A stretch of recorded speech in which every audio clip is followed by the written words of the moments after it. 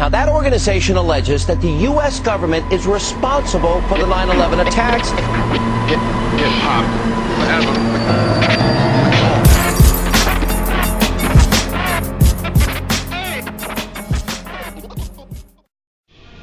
And I'm not going to say balls because women don't have balls, but women have courage too. And we need y'all in this struggle as well. We need you to ask those questions. We need you to encourage your children to ask these questions. And to never be afraid of somebody saying, oh, you know what, you're just one of them. You know what? You might not even know who the building manager in your building is. You don't know Bin Laden's secret code name, the CIA name. So what the fuck would you know about, you know what I mean? I don't need to tell you that. You see what I'm saying? People that sit there and say those things never happened. Or that idiot that interrupted Obama the other day and screamed at him and said, you're a liar. He was the same person that was saying that we never gave Saddam Hussein weapons of mass destruction back in the day. You know, these are people that have a denial within themselves. And when we talk about terrorism, I just came back from the Pine Ridge Reservation in South Dakota.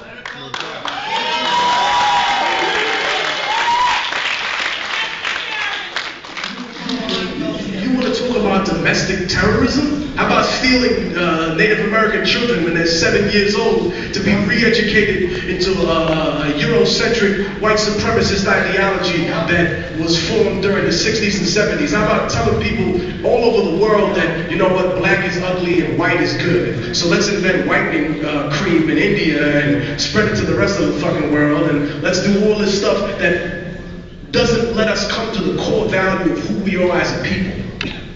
Because we're a human race. And finally, I'll end with this. People always talk about how much it means to be an American. I'm an American, I'm American. What'd you ever do to be considered an American? Because you came out of the pussy in Colorado?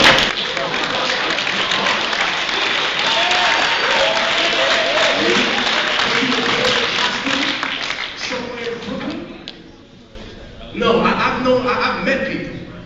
I can't say I know them very well, but I've met them.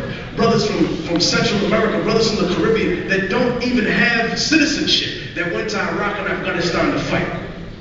And now they're petitioning the government to get citizenship. And when I see these chicken hawk people on stage talking about how they're not real Americans, ask yourself when you leave today, what did you do to contribute to this nation? What did you deliver to your people? And not in some broad spectrum, but to your own community where you live in your neighborhood, because that's where it starts. That's when you have to take control of your own community,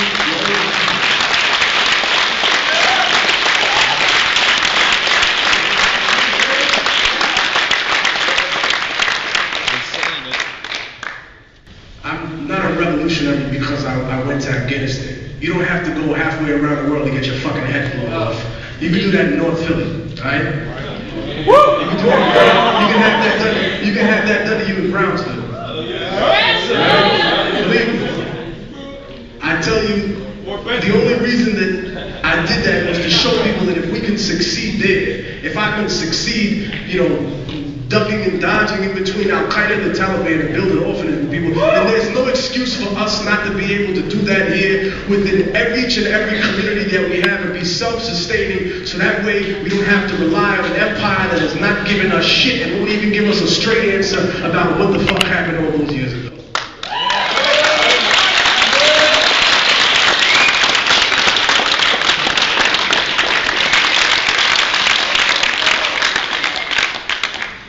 I appreciate all of you coming here, and I appreciate all the time that you've taken out of your day and all the hard work. I appreciate the fact that you continue to ask these questions, and I appreciate the fact that you continue to say to yourselves in your personal thoughts and in those quiet moments that are away from everybody else, that it doesn't matter how much people try to weigh the world down on you, that we can't afford to buckle now. We can't afford to just give up and say, hey, you know what? Fine, I'll just believe the lie. Because a lot of people do that. A lot of people just believe the lie for their whole life. And then they wake up 40 years later, life has already passed them by. Don't let that happen to you. God bless, and have a good evening.